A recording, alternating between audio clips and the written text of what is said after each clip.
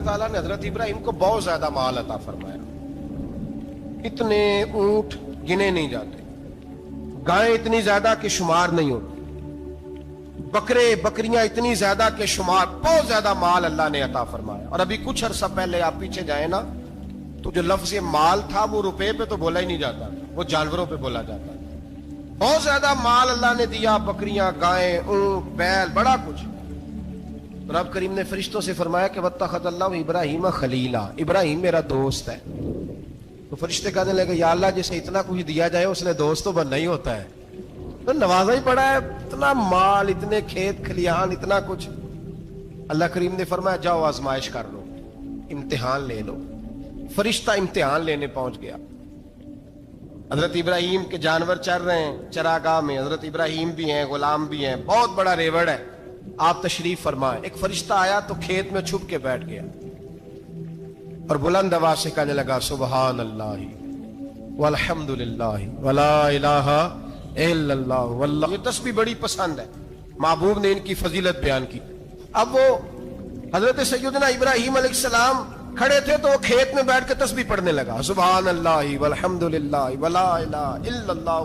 हजरत इब्राहिम कहने लगे ये मेरे रब का नाम कौन ले रहा है, बड़ी इसकी मीठी आवाज है, बड़ी, कौन है? ढूंढने लगे, घूमते घूमते उसके पास चले गए। फरिश्ता इंसानी शक्ल में, तू मेरे रब का जिक्र कर रहा था? उसने कहा मैं ही कर रहा था। फरमाने लगे यार एक दफा फिर नहीं करता? तो कहने लगा इब्राहिम पहले तो मैं अपनी मर्जी से कर रहा था, तू कहता है तो पैसे लगेंगे, पैसे हैं तो कर देता हूं। हजरत इब्राहिम कहने लगे बोल तू क्या लेगा, मेरे अल्लाह का जिक्र सुनाने का क्या लेगा? कहने लगा जितनी बकरियां आप चरा रहे हैं सारी दे दे तो मैं अल्लाह का जिक्र सुना देता हूं। और आपने फरमाया बस जा तेरी सारी हुई, मेरे रब का जिक्र सुना। और फिर शुरू हो गया सुबहान अल्लाह अल्हम्दुलिल्लाह वला इलाहा इल्लल्लाह वल्लाहु अकबर। हजरत इब्राहिम अलैहिस्सलाम कैफ में, यार फिर जरा सुना, ना इल्मा विच फसा सानू, तू यार दी गल सुना सानू, जरा दोबारा सुना। मैं फिर सुनाया, एक दफा फिर कहा। फरिश्ता कहने लगा बस ही आपके पैसे पूरे हो गए। हजरत इब्राहिम कहने लगे चल एक दफा और सुना। कहने लगा पैसे लगेंगे, तो क्या लेगा? कहने लगा गाय भैंसे सारी मेरी। फरमाया बस यार इतनी कीमत, तू सुना सही, सारा कुछ ही तेरा। फिर शुरू हो गया सुभान अल्लाह वल्हम्दुलिल्लाह वला इलाहा इल्लल्लाह वल्लाहु अकबर। गायें दे दी, भैंसे दे दी, वो जिक्र सुनाता है। हजरत इब्राहिम कभी मचलते हैं, कभी रोते हैं, कभी आहें पढ़ते हैं, तू मेरे रब का नाम ले रहा है, जरा फिर से ले। कैफ जारी है। कहने लगा बस भाई। हजरत इब्राहिम फरमाने लगे तू और ले ले जो लेना है, मुझे जिक्र सुना। उसने कहा इब्राहिम बकरियां मैं ले चुका, गाय भैंसे मैं ले चुका, ऊंट रह गए, सारे ले लूंगा फिर जिक्र सुनाऊंगा। फरमाया जा तेरा हुआ तू जिक्र सुनाता रहे, मैं देता हूं। दे दिया, कुछ देर जिक्र किया तो अब खामोश हो गया। हजरत इब्राहिम खलीलुल्लाह अलैहिस्सलाम फरमाने लगे जिक्र सुना। कहने लगा इब्राहिम अब तेरे पास देने को क्या है, हर चीज तो मैं ले चुका। आप फरमाने लगे ये गाय भैंसे बकरियां चराने के लिए तुझे कोई नौकर मुलाजिम भी तो चाहिए ना, तू इस तरह कर मुझे रख ले, मैं रोटी नहीं मांगूंगा, खाना नहीं मांगूंगा, तो अल्लाह का जिक्र सुनाता रहना, मैं तेरे जानवरों की नौकरी करता रहूंगा। हजरत इब्राहिम अलैहिस्सलाम ने जब ये कहा ना, फरिश्ते की आंखों में आंसू आ गए। तरदामनी पे शेख हमारी ना जाइए, हम दामन नचोड़ दें तो फरिश्ते वुजू करें। फरिश्ता रो पड़ा और कहने लगा इब्राहिम मुझे सीने से लगाओ, आप वाकई इस काबिल है कि अल्लाह आपको अपना दोस्त बनाए, वाकई इस काबिल है कि रब आपको अपना। हजरत इब्राहिम अलैहिस्सलाम का खुदा से मोहब्बत करने का निराला अंदाज। हजरत इब्राहिम बहुत बड़े मेहमान नवाज थे, सिर्फ कुर्बानी नहीं देते थे, सारा साल बहुत सारा लंगर, बहुत सारा खाना पीना, बहुत सारी चीजें जारी रहती थी। और जितने गरीब लोग थे फलस्तीन के, उनको पता था कि हजरत इब्राहिम अलैहिस्सलाम का लंगर जारी है। फलस्तीन में जब आपका कयाम था, एक दफा ढेरों मेहमान आ गए और खाने को कोई चीज नहीं। हजरत सारा और जनाबे हाजरा दोनों उस वक्त मौजूद थी। वो कहने लगी इब्राहिम बहुत सारे मेहमान आ गए तो क्या करें? जनाबे सारा कहने लगी किस तरह करके इनकी मेहमान नवाजी करनी। और हालात ये है कि कहत पड़ा हुआ है फलस्तीन में, मिस्र में, दूर दराज इलाकों में।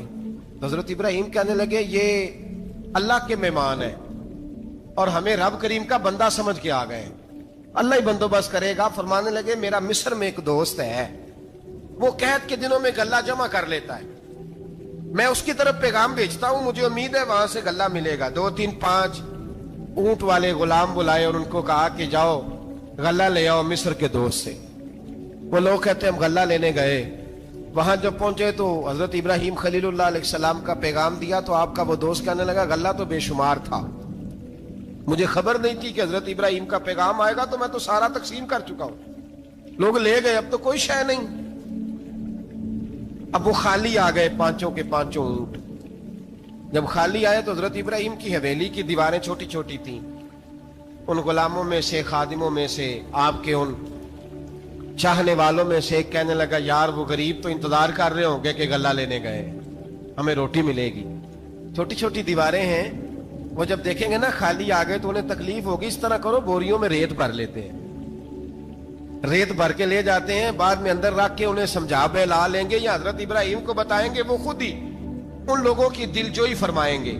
اب غلہ کی جگہ ریت بھر کے اونٹوں پہ رکھ کے لائی گئی، لا کے بوریاں جب رکھ دی گئیں، حضرت ابراہیم علیہ السلام دوپہر کے وقت آرام فرما رہے تھے، بی بی سارا اٹھی، کہتی ہیں جب میں نے دیکھا نا کہ بوریاں پہنچ گئی ہیں تو گئی، غلام کو ساتھ لیا اور اس کو جب کھولا نا تو کہتی اتنی حسین گندم میں نے پہلے کبھی دیکھی نہیں تھی، اتنا پیارا دانا میں نے کبھی ملاحظہ ہی نہیں کیا تھا۔ فرماتی ہیں جب اس کو پیس کر چکی میں روٹیاں پکائیں تو خوشبو دور دور تک پھیل گئی، اعلیٰ غذا بنی، بڑے بڑے کھانے بیبیوں نے مل کے پکائے، چن دیے گئے، حضرت ابراہیم اٹھے تو لوگ کھانا کھا رہے ہیں، سجدہ شکر ادا کیا، اور جب سجدے میں گئے تو وحی آنے لگی، پھر رونے لگے۔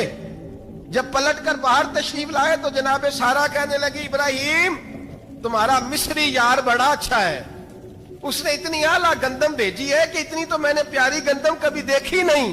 جناب ابراہیم مسکرائے، فرمانے لگی سارا یہ مصری یار نے نہیں بھیجی، یہ میرے عرشی یار نے بھیجی ہے، یہ میرے عرشی یار نے بھیجی ہے۔ بھائی مہمان نوازی مزاج تھا، ہاتھ لٹا دینا مزاج تھا، دوسروں کی اشک شوئی مزاج تھا۔ حضرت ابراہیم علیہ السلام کا طریقہ ہے قربانی، حضور نے ان کا طریقہ بیان کیا۔ اگر سال کے بعد قربانی دینا ان کا طریقہ ہے تو سارا سال غریبوں کو روٹی دینا بھی حضرت ابراہیم کا طریقہ ہے، سارا سال غریب کی نوکری کرنا یہ بھی حضرت ابراہیم کا طریقہ ہے، بھوکے کو کھانا کھلانا یہ بھی میرے مصطفیٰ کریم سید عالم صلی اللہ علیہ وسلم سے صحابہ نے پوچھا حضور بہترین مسلمان کون ہے؟ بہترین مسلمان تو حضور نے فرمایا جو سلام لینے میں پہل کرے اور غریب کو روٹی کھلانے میں سب سے اچھا ہو، وہ بہترین مسلمان ہے، زبردست مسلمان۔ ہمارے ہاں دعوتیں ہوتی ہیں تو امیروں کی، افطاریاں ہیں تو امیروں کی، اور میرے مصطفیٰ کریم علیہ السلام نے فرمایا بدترین دعوت ہے جس میں امیر بلائے جائے غریب نہ بلائے جائے، وہ بدترین دعوت حضرت ابراہیم کا طریقہ رہا، ساری زندگی مہمان نوازی۔ اور میرے بھائی یہی محبت انہیں میرے مصطفیٰ سے بھی تھی۔ ایک نبی گھر بنا رہا ہے، دوسرا بنوا رہا ہے، حضرت اسماعیل علیہ السلام پتھر اٹھا اٹھا کے لا رہے ہیں، جناب ابراہیم بنا رہے ہیں۔ جب خانہ کعبہ بن گیا تو کہنے لگے ربنا وابعث فیہم رسولا، اے اللہ اب اسے بسانے کے لیے اپنا آخری رسول بھی عطا فرما۔ نبی پاک فرماتے ہیں میں دعا ہوں حضرت ابراہیم کی، اور حضرت ابراہیم سے رب کریم نے فرمایا چل ابراہیم کوئی چیز دے، تو کہا یا اللہ تینوں ہی تیرے نام پہ قربان کرتا ہوں، تیری ہوئی ساری، ہر شے تیری۔ حضرت ابراہیم نے دین کے لیے، آپ شہر بابل کے قریب پیدا ہوئے تھے، وہاں سے مصر آئے، مصر سے فلسطین آئے، اور فلسطین سے آ کر کے کعبہ آباد فرمایا۔ زندگی سفروں میں گزری، سفر ایک تکلیف والی چیز ہے، پر حضرت ابراہیم نے وطن چھوڑ دیا، گھر چھوڑ دیا۔ جان بڑی عزیز ہوتی ہے، تو حضرت ابراہیم نے جب دین کے لیے نکلے تو جد و جہد کی، گھر کے اندر بھی گھر کے باہر بھی۔ آپ کے والد کا نام طارق ہے، وہ توحید پرست تھے، ایماندار تھے، پرہیزگار تھے۔ آپ کے چچا کا نام آزر ہے، وہ بت پرست تھے، بت بیچا کرتے تھے۔ حضرت سیدنا ابراہیم علیہ السلام جب میدان عمل میں نکلے تو حضرت ابراہیم علیہ السلام نے اپنے گھر سے جہاد شروع کیا، لڑنا پڑا، گھر کے اصولوں سے، چچا نے جو رواج بنائے ہوئے تھے اس رواج سے ٹکرائے۔ فرمایا میں اپنے گھر کے اندر یہ بت پرستی نہیں ہونے دیں گا۔ چچا کو ایک دفعہ نہیں بار بار 100 دفعہ سمجھایا، آپ کا چچا بت بنا کے بیچا کرتا تھا. حضرت ابراہیم علیہ السلام تھوڑے بڑے ہوئے تو کہنے لگا کہ چلو میرے ساتھ, تم بھی بت بیچنے ہیں, ہمارا کاروبار ہے. حضرت ابراہیم ساتھ نکلے تو بت پکڑا ہے, گندے پانی کے اندر اس بت کو ڈبوتے ہیں, کہتے ہیں کسی نے خریدنا ہے تو خرید لو, نہ یہ نفع دے سکتا ہے نہ نقصان دے سکتا ہے, جو اپنا آپ نہیں بچا سکتا تمہیں کیا بچائے گا, خریدنا ہے تو خرید لو. چچا کہنے لگا تو کاروبار چمکا رہا ہے کہ تباہ کر رہا ہے. گھر میں بڑے معاملات خراب ہوئے, جھگڑے ہوئے, لیکن حضرت ابراہیم علیہ السلام ایک منٹ کے لیے بھی اپنے گھر کے اندر بھی کمپرومائز کرنے کو تیار. یہ تھوڑا مشکل میں نے پہلو چھیڑ دیا ہے, یہ تھوڑا مشکل پہلو چھیڑ دیا ہے. بڑا سمجھدار آدمی ہے پر بیوی سے پردہ نہیں کرا سکتا, سیانا ہے, پنچایت کا بندہ ہے, جو اس سے آپ کہیں گے وہ بات یہ سنائے گا, لیکن کہتا ہے نہیں جی میں نے کوشش کر لی ہے. کس قسم کی کوشش ہے صاحب, کیسے ہو گیا؟ حضرت ابراہیم علیہ السلام نے گھر کے اندر سے فرمایا نہیں کرنے دوں گا, گھر کے اندر بھی ٹکرائے, فرمایا تم جو بھی ہو پاش پاش کیا چچا کے اصولوں کو, اور باہر جب نکلے تو صرف علاقے کے چیئرمین سے نہیں ٹکرائے, ایم پی ایم این اے وزیر مشیر سے نہیں ٹکرائے, سپر پاور نمرود دنیا کا واحد حکمران تھا اس وقت, دوسرا کوئی حکمران ہی نہیں تھا, اکیلے حکمران سے جا کر ٹکرائے, کوئی ساتھ فوج نہیں تھی, کوئی ساتھ ان کے طاقت بظاہر دنیا داری کی کوئی نہیں تھی, پر حضرت ابراہیم جا کے ٹکرائے. اور میرے رسول پاک صلی اللہ علیہ وسلم نے سند بیان کی, فرمایا افضل الجہاد کلمۃ الحق عند سلطان الجابر, فرمایا سب سے افضل جہاد یہ ہے کہ تو ظالم بادشاہ کے سامنے کھڑے ہو کے حق بات بیان کر دے, یہ سب سے بڑا جہاد ہے, یہ سب سے افضل الجہاد کلمۃ الحق عند سلطان الجابر, سب سے بڑا جہاد. حضرت ابراہیم کھڑے ہو گئے, سپر پاور سے ٹکرائے. یہاں ہم لوگ حکمتوں کا شکار ہیں, دیکھیں گے, کریں گے, سوچیں گے, اور مولوی صاحب کو ویسے کہتے ہیں آپ پرہیز کریں سیاسی باتوں سے. بھئی اللہ کے ہر نبی نے جا کے وقت کے ظالم حکمران کو لتاڑا ہے, للکارا ہے, یہ تو مشن انبیاء ہے. حضرت سیدنا ابراہیم علیہ السلام نے جو اس کو جا کے کہا کہ تو جھوٹ بولتا ہے, تو جھوٹا ہے, تو خدائی کا دعویٰ کرتا ہے, تو بہت بڑا ظالم ہے, اور قرآن مجید نے اس ساری بات کو بیان فرمایا. حضرت ابراہیم علیہ السلام سے کہنے لگا میں رب ہوں, تو آپ نے فرمایا میرا رب تو وہ ہے جو زندہ کرتا اور مارتا ہے. تو پھر آپ حق بات بیان کریں گے تو اللہ مارے گا کہ بندہ مارے گا؟ کچھ بھی نہیں ہوتا, کیونکہ زندگی موت کس کے ہاتھ میں ہے؟ اللہ کے ہاتھ میں. زندگی موت اللہ, کچھ بھی نہیں ہوتا. انسان صحیح سمت کا تعین کرے اور صحیح چلے. حضرت علی شیر خدا سے کسی نے کہا تھا کہ آپ کے بڑی دشمنی ہے, کوئی محافظ رکھ لیں. آپ فرمانے لگے موت خود بہت بڑی محافظ ہے, وقت سے پہلے آتی ہی نہیں, بڑی محافظ ہے وقت سے پہلے. علامہ نورانی رحمت اللہ تعالی علیہ کراچی جیسے شہر میں رہا کرتے تھے, جہاں گام گام پہ خطرہ تھا.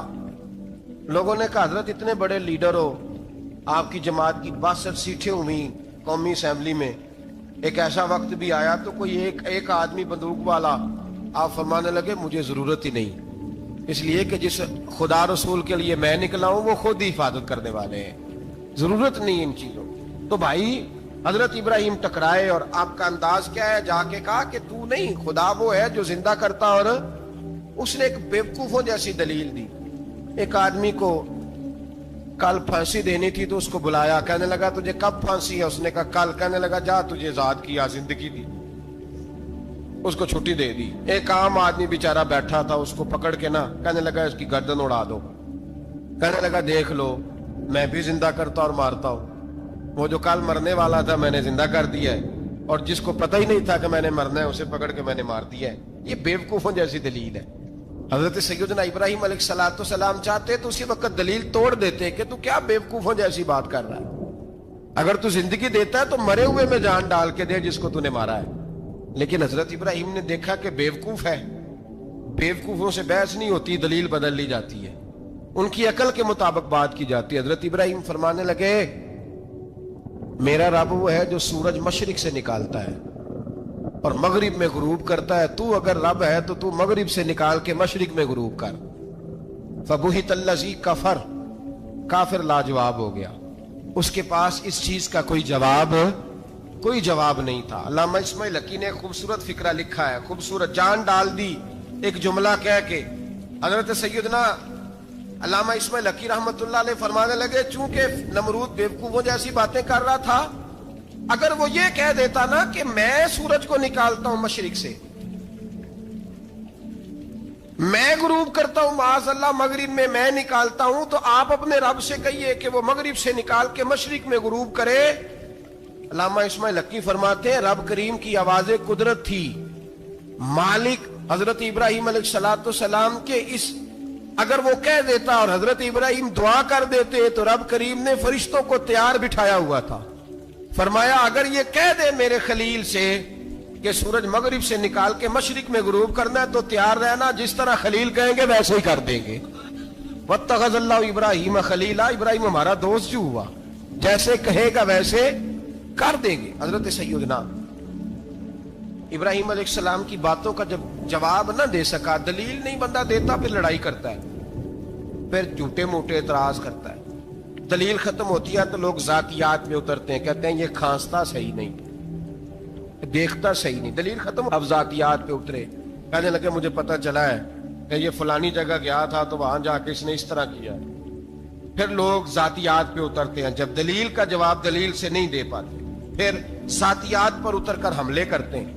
حضرت ابراہیم کے دلائل کا جواب نمرود نہ دے سکا تو کہنے لگا کہ اس کو آگ میں ڈال دو.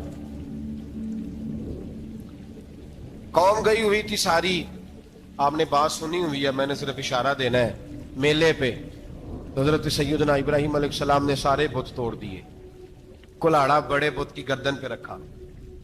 واپس آئے, کہنے لگے بت کس نے توڑے ہیں؟ تو فرمایا اس سے پوچھو جس کی گردن پہ کلاڑا ہے. کہنے لگے یہ تو بول ہی نہیں سکتا. تو فرمانے لگے بڑے بیوقوف ہو جو بولتا ہی نہیں, سنتا ہی نہیں, اپنا آپ نہیں بچا سکتا, اس کی پوجا کرتے ہو. کہنے لگے پکڑو, دلیلیں ختم ہو گئی, اس کو آگ میں ڈالو. بہت بڑی حویلی 45 فٹ مربع پہ مشتمل ایک حویلی بنائی گئی اور 45 فٹ اونچی. مختلف روایات, علامہ اسماعیل حقی کہتے ہیں کہ 3 مہینے تک نمرود نے کہا کہ اس کے اندر لکڑیاں ڈالو. لوگ پوچھنے لگے کتنی دنیا جلانی ہے؟ کہنے لگا بندہ تو ایک جلانا ہے, پر بندہ بڑا تگڑا ہے, ایک بندہ. 3 مہینے لکڑیاں ڈالی گئیں.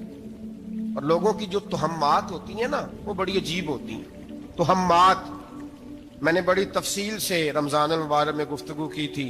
بدشگونی, تہمات لوگ لیتے ہیں.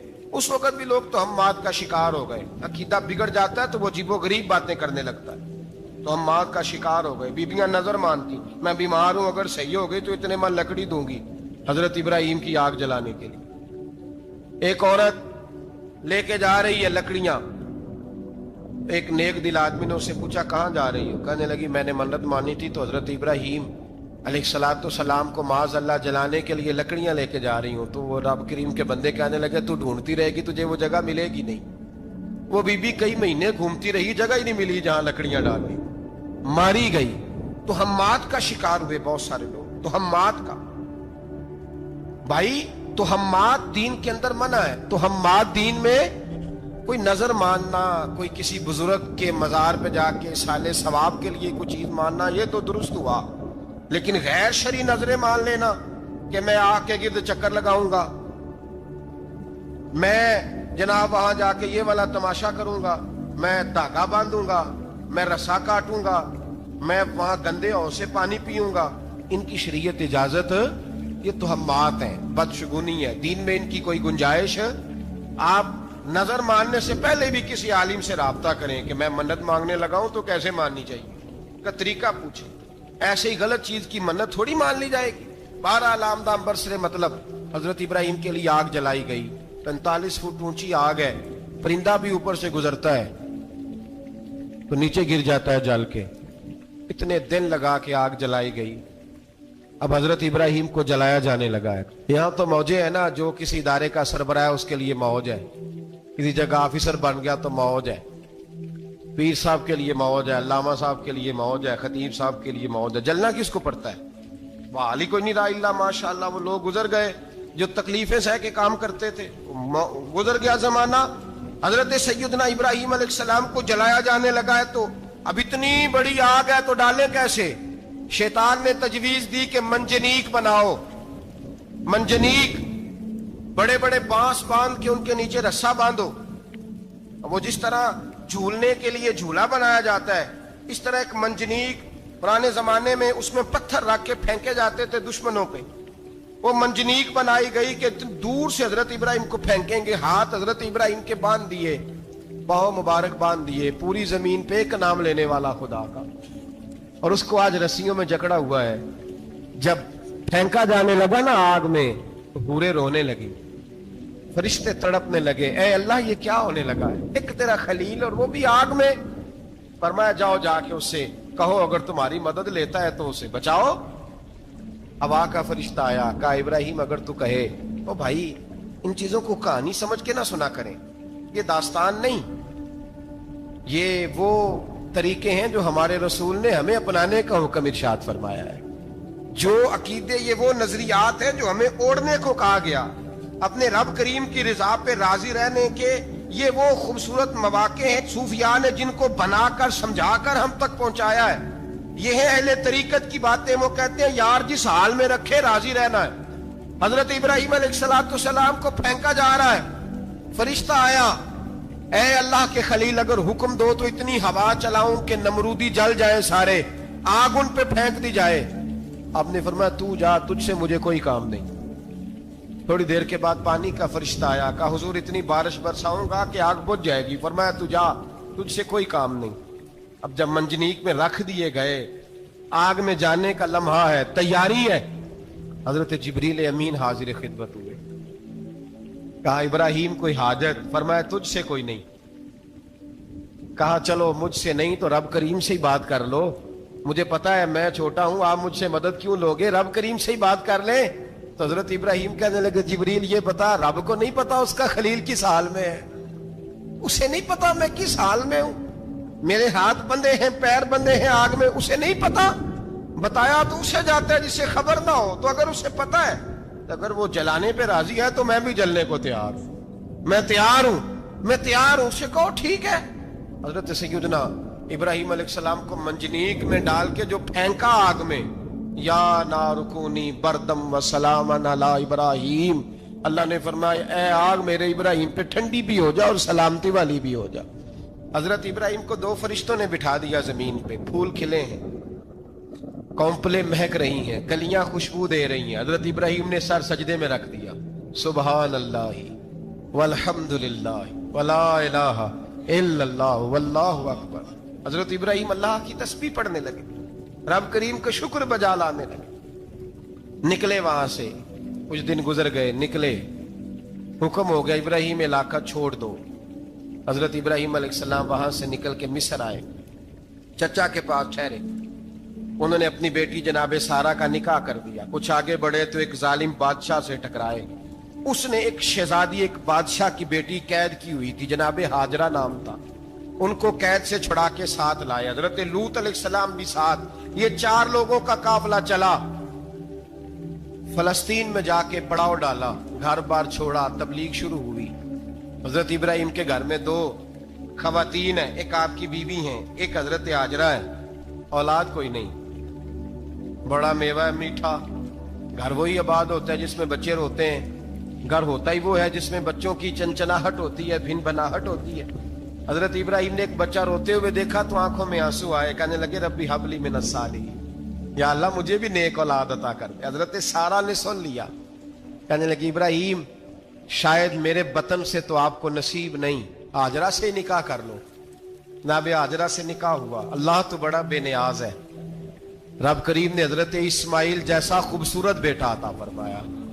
بیٹا کالا سیاہ بھی ہو تو سینے کی ٹھنڈک ہوتا ہے، پر یہ تو وہ بیٹا ہے جس کی پیشانی میں نور محمدی چمکتا ہے صلی اللہ علیہ وسلم. حضرت سیدنا اسماعیل علیہ اتنے خوبصورت. اب جس بیوی کے ہاں بیٹا تھا، بیٹھنا اٹھنا بھی زیادہ اس کے پاس، آنا جانا بھی اس کے پاس، توجہ ادھر ہو گئی. جناب سارہ رشک کرنے لگی. ایک دن کہنے لگی اسے چھوڑا جنگل میں، وادی غیر ذی زرع، مکے کے پاس. بھائی ایک بیٹا عالم دین بنا لو. کہنے لگا روٹی کہاں سے کھائے گا؟ تیرے 5 بیٹے ہیں، کو حافظ قرآن بنا، کہتے روٹی کہاں سے کھائے گا؟ وہ بچہ بھی کہتا ہے میں کہاں سے کھاؤں گا؟ حضرت ابراہیم علیہ السلام تو چند مہینے کا بچہ چھوڑ آئے، تو کہاں سے روٹی کھائی حضرت اسماعیل نے؟ کہاں سے کھائی ان کی اماں نے روٹی؟ بھوکے مر جاتے ہیں یہ سارے۔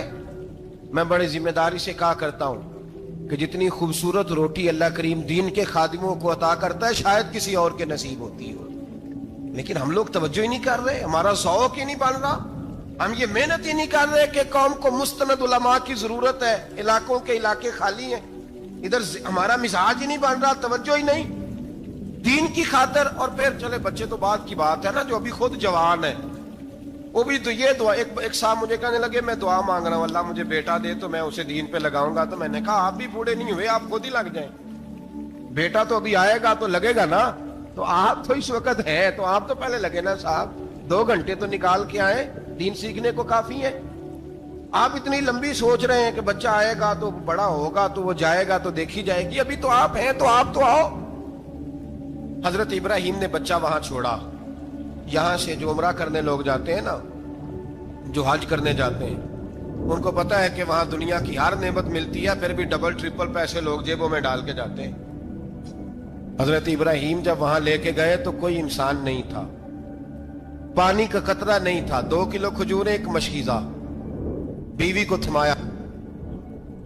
ہمارے گھر میں ہزاروں چیزیں پڑی ہیں، لیکن وہ جو توکل ہے نا وہ ختم ہو گیا ہے۔ اللہ دے گا، حلال حلال پہ قناعت کرے، جائز جائز پہ بھروسہ کرے، رب کریم عطا کرنے والا ہے، وہ مزاج ختم ہو گیا۔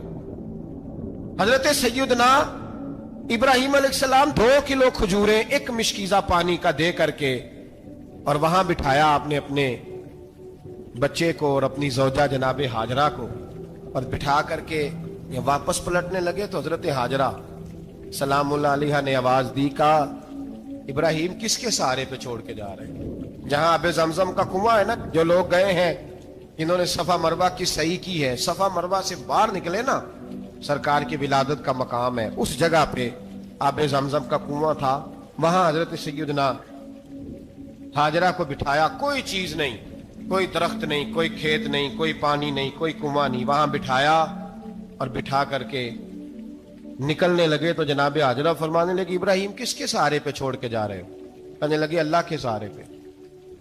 تو پاک باز بی بی نے ایک لفظ پوچھا، کہا ابراہیم یہ میرے رب کا حکم ہے، یہ میرے بس جن کا عقیدہ توحید مضبوط ہو ان کے لیے ایک جملہ کافی ہوتا ہے، یہ میرے اللہ کا حکم ہے؟ تو جناب ابراہیم علیہ السلام فرمانے لگے ہاجرہ ہاں رب کا حکم ہے۔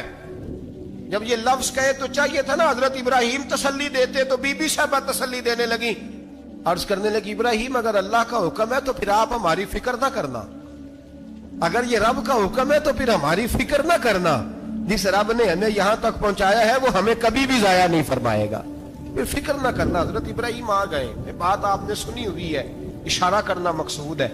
13 سال میں چلے مان بھی لیا جائے بعض روایات کی روشنی میں کہ آتے جاتے بھی رہے، لیکن مکمل دیکھ بھال اپنے بچے کی پرورش میں پورا حضرت ابراہیم علیہ السلام کا کردار، سارا کردار ماں کا تھا۔ میں جب خواتین کے بارے میں کوئی بات کرتا ہوں تو میں آپ کو اکثر کہتا ہوں کہ یہ صرف بیوی کے لیے حکم نہیں ہوتا، یہ ٹریننگ بیٹی کو دینی ہے اور بہن کو دینی ہے، یہ تربیت کرے اپنے گھر میں۔ میں تجربے کی روشنی میں یہ بات عرض کیا کرتا ہوں کہ بھائی بچے باپ کے فرما بردار اس وقت ہوتے ہیں جب اماں انہیں باپ کا فرما بردار کرتے ہیں، اور بچے باپ کے نافرمان بھی تب ہوتے ہیں جب اماں انہیں باپ کا۔ میں نے اپنے کانوں سے سنا ایک دفعہ ایک بچہ اپنے باپ سے کہہ رہا ہے آپ نے تو ساری زندگی باہر گزار دی، پیسے کمانا کون سا مشکل کام، دکھ سکھ تو سارے اماں نے برداشت کیے، سکولوں میں وہ جاتی تھی، فلانا کام وہ کرتی تھی، فلانا کام۔ اب یہ سوچ اس کی ذاتی تو نہیں، یہ اس کو دی گئی ہے، اور اگر اس کو یہ سوچ دے دی جائے کہ اماں کہے کہ میں تو اپنوں میں رہی ساری زندگی، میں نے تو اپنوں میں وقت گزارا، اور تیرا باپ تو کئی دفعہ جنازے بھی نہیں پڑھ سکا، نے تو ماں باپ ایسے دفن کر دیے، وہ اگر یہ سوچ فراہم کرے تو پھر بچہ باپ کا فرما بردار ہوتا ہے۔ اور یہ والی روایتیں ہم بیوی کو سناتے ہیں، حالانکہ کس کو سنانی چاہیے؟ بولیے، بہن اور بیٹی کو، بہن اور بیٹی کو سنائیں یہ باتیں، ان کو سمجھائیں۔ تاکہ آگے جا کے وہ جو گھر ترتیب دیں وہ گھر بڑا عمدہ اور نکھرا ہوا ہو۔ حضرت سیدنا ابراہیم 13 سال کے بعد آئے، چونکہ گھر میں اللہ تبارک و تعالیٰ کی دوستی کا چرچا تھا، اللہ تبارک و تعالیٰ کی محبوبیت کا غلبہ تھا۔ 13 سال کے بعد فلما بالغ معہ السعی، بیٹا جب اتنا بڑا ہوا کہ ساتھ چلنے لگا، تو حضرت ابراہیم نے اپنے بیٹے کو بلا کے کہا بیٹا مجھے خواب آئی ہے، میں تجھے ذبح کر رہا ہوں، تیری کیا رضا ہے؟ تو حضرت اسماعیل کہنے لگے یا ابت افعل ما تؤمر، ابا جی اللہ جیسے حکم دیتا ہے میرے ساتھ ویسے ہی کریں، جیسے اللہ حکم دیتا ہے ویسے ہی بولیے، ویسے ہی کریں۔ حضرت حاجرہ کو کہا کہ ایک دوست نے دعوت کی ہے تو وہاں جا رہے ہیں، بی بی مطمئن ہے، تفصیلات کی ضرورت نہیں، ختم بات، اعتبار ہے، مطمئن ہو گئی۔ شیطان پیچھے سے آیا اماں کے پاس، ذرا تھوڑی دیر کے لیے تصور جمائیے، یہاں تو پڑوسن آ کے کوئی بات بتا دیتی ہے خاوند کے بارے میں تو کئی مہینے جھگڑا جاری رہتا ہے، پڑوسن محلے دار، شیطان نے آ کے بتایا لفظ کیا ہے؟ کہا حاجرہ تمہیں پتا ہے کہاں جا رہے ہیں؟ کہا دوست کی دعوت میں۔ تو کہنے لگے دوست کون ہے؟ رب کریم، اور ابراہیم کا خیال ہے کہ اس رب نے مجھے حکم دیا ہے کہ میں ذبح کروں۔ تو حضرت حاجرہ کہنے لگی کبھی باپ بھی بیٹے ذبح کرتے ہیں؟ شیطان کہنے لگا ان کا خیال ہے کہ ان کے رب نے حکم دیا ہے۔ جناب حاجرہ فرمانے لگی اگر رب نے حکم دیا تو پھر تو مجھے شیطان لگتا ہے، تو مجھے شیطان لگتا ہے۔ کا کیا مطلب؟ فرمانے لگی اگر رب کریم کا حکم ہے تو میرے پاس ایک اسماعیل ہے، اگر 1000 بھی ہوتے میں سارے اللہ کے راستے میں پیش کر دے دیتی، مالک کا ہی تو ہے سارا کچھ، اسی کا ہے، اس میں لیت اللہ کی کیا گنجائش؟ حضرت سیدنا ابراہیم علیہ السلام نے بیٹے کے حلق پہ چھری رکھ بھی دی اور چھری چلا بھی دی، رکھ بھی دی، اور وہ تو اللہ کریم نے فرمایا یا ابراہیم قد صدقت الرؤیا، ابراہیم تو نے خواب سچا کر دکھایا، وہ قیامت تک تیرا نام رہے گا۔ حضرت ابراہیم نے وطن بھی دیا، جان بھی دی، بیٹا بھی، اللہ کریم نے دمبے دیے، فرمایا یہ فدیہ ہے۔ اب یہ قربانی قیامت تک حضرت ابراہیم کے طریقے کے مطابق جاری ہے۔ حضرت ابراہیم بہت بڑے مہمان نواز تھے، بہت بڑے۔ آپ جب مصر میں قیام تھا تو بڑے بڑے لمبے چوڑے لنگر پکتے تھے، لوگ آیا جایا کرتے تھے، بڑا تفصیل کے ساتھ کھانا ہوتا تھا۔ مہمان نوازی آپ کی خاص صفت مبارکہ ہے، ہمارے ہاں بھی مہمان نوازی ہوتی ہے امیروں کی، بلکہ اب تو مہمان نوازی اس طرح کی ہے کہ کل تیری میرے پاس دعوت ہے اور پرسوں میری تیرے پاس ہے، وہی امیروں میں وہ چکر رہتا ہے، پارٹیاں دوست ایک دوسرے کو ڈالتے ہیں، تیری طرف پارٹی تیری طرف، اور اسی انداز میں اب یہ عید آئے گی نا ٹکا پارٹیاں ہوں گی جگہ جگہ، اور لوگ سوال پوچھنے لگے ابھی سے، کہتے ہیں قربانی کا کتنا گوشت گھر رکھنا جائز ہے؟ قربانی کا کتنا گوشت گھر رکھنا جائز ہے؟ سارا ہی جی، اس لیے فریزر لے لے، فریج سے نہیں کام چلے گا، سارا ہی جہاز گھر رکھنا سارا ہی جائز ہے، رکھ لیں۔ او خدا کے بندے، قربانی وہ بندہ دیتا ہے جو سارا سال ہی گوشت کھاتا ہے، صحیح کہہ رہا ہوں؟ قربانی صاحب نصاب صاحب استطاعت بندہ دیتا ہے نا، تو وہ سارا سال ہی گوشت، تو سارا گھر میں رکھنا بھی جائز ہے، لیکن سارا دے دینا بھی، تو جو آ رہی ہے اس پہ کیوں توجہ کرتے ہو؟ جو دوسرا جائز ہے اس پہ کیوں نہیں عمل کرتے؟ سارا تقسیم کر دیں، بات ختم ہوئی۔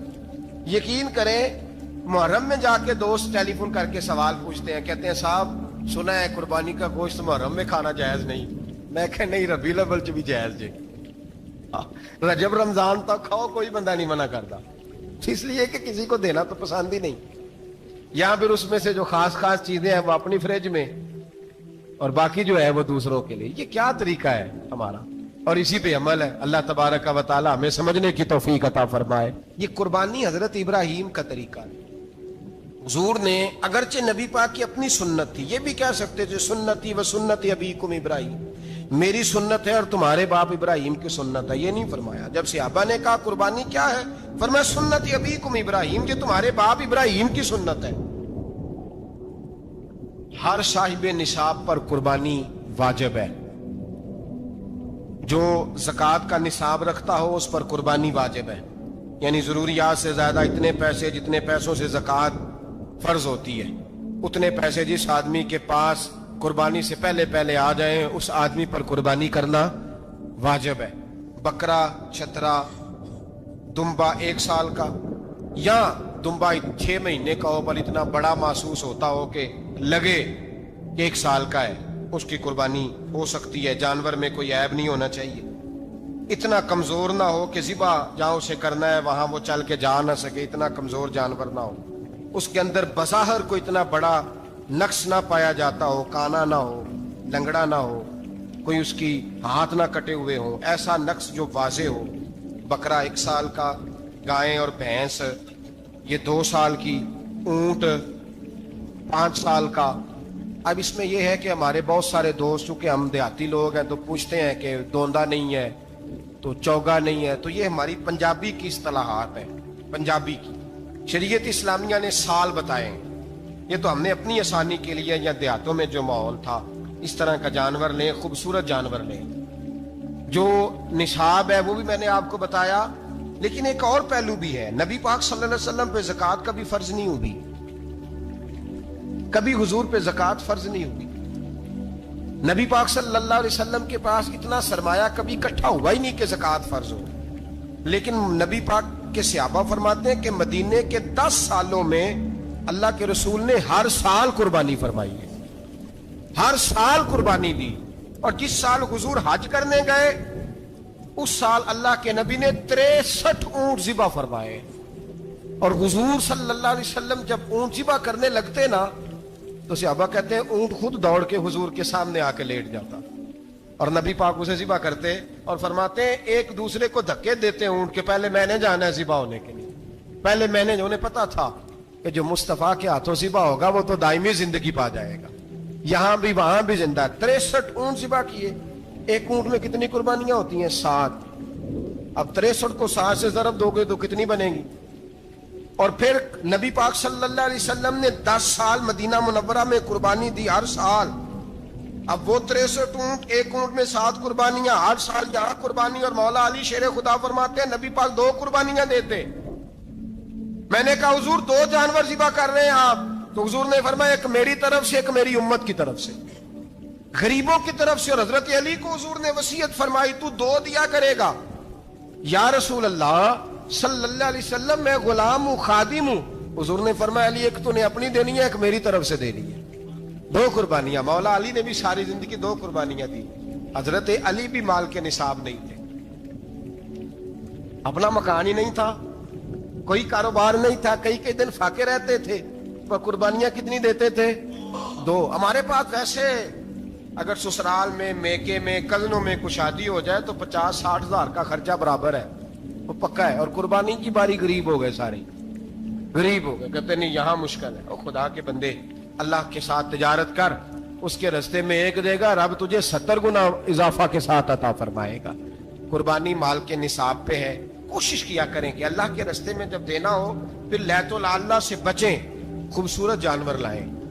जिनको अल्लाह ने तौफीक दी है उनके लिए नसीहत है, जिनको अल्लाह ने तौफीक दी। मैंने अपने हजरत साहब को देखा है, वो कहते थे कई जानवर अल्लाह ने बड़ा नवाजा है। कहते एक मेरा है, एक मेरे माँ का, एक मेरे बाप का है, एक मेरे फलां उस्ताद साहब का, एक मेरे पीर साहब का है। ये जानवर गौसे आदम जिलानी का नाम का दे रहा हूँ। और फिर एक बड़ा खूबसूरत जानवर बंधा होता और हजरत खुद उनको चारा डाल रहे होते, तो हुजूर ये क्या है? फरमाने लगे ये मैं रसूलुल्लाह के नाम पे कुर्बान करूँ, ये नबी पाक के नाम पर कुर्बान किया जाएगा। जिनको अल्लाह ने हैसियत दी है वो कोशिश करें अपने महबूब की तरफ से भी कुर्बानी करें, नबी पाक के नाम की कुर्बानी दे। खूबसूरत सा जानवर प्यारा, फिर उसकी खिदमत हो, फिर उसकी कुर्बानी दी जाए और नबी पाक के नाम पर कुर्बानी दी जाए। हुजूर ने खुद वसीयत फरमाई हजरत अबू बकर सिद्दीक को, कुर्बानी बड़ा हसीन अमल है। और मेरे नबी पाक सल्लल्लाहु अलैहि वसल्लम ने नाराजगी भी फरमाई, जरा खूगर हमद से थोड़ा सा गिला भी सुन ले। मेरे हबीब ने फरमाया जो ताकत के बावजूद कुर्बानी ना करे वो हमारी ईदगाह में ईद की नमाज पढ़ने ना आए, वो ना आए। और या रसूलल्लाह जो करेगा, फरमाया कुर्बानी के जानवर का खून का कतरा बाद में जमीन पे गिरेगा, अल्लाह उसके सारे गुनाह पहले माफ फरमा देगा, अल्लाह उसके सारे गुनाहों को बख्शेगा। कुर्बानी करें, खूबसूरत अंदाज में करें, अल्लाह की रिजा के लिए। बुजुर्गों ने लिखा है 3 हिस्से करो गोश्त के, एक घर में रखो, एक रिश्तेदारों में बांटो, पड़ोसियों में बांटो, और तीसरा फकत गरीबों को दो।